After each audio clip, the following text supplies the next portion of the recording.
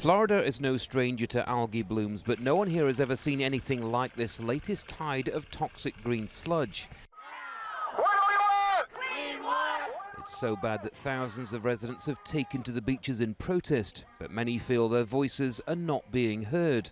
So, Mike, there's no other way of describing this other than disgusting. It's disgusting. You know, it's also unacceptable. Long-time fishing guide turned environmental activist Mike Connor says it's so bad, it's a health threat. They believe it's a connection with Alzheimer's, ALS, and other maladies of that nature. And it's a long-term thing. It could show up years from now. We're exposed to this daily living here.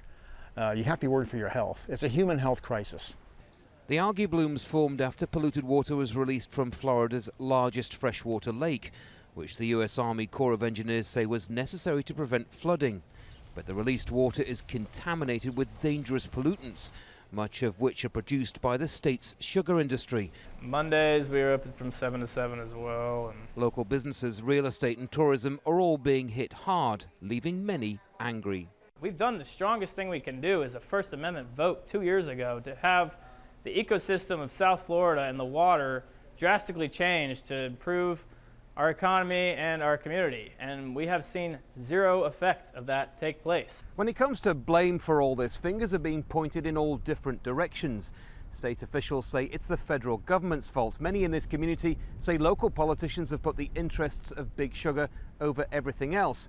But environmentalists have been warning about this kind of thing for years, and this, they say, is the consequence of ignoring those warnings. Environmentalists say a key part of solving the problem is for the state to buy sugar fields around the lake to manage and clean floodwaters. The deal was eventually rejected because of costs, but Steve Davis says it may be the only solution.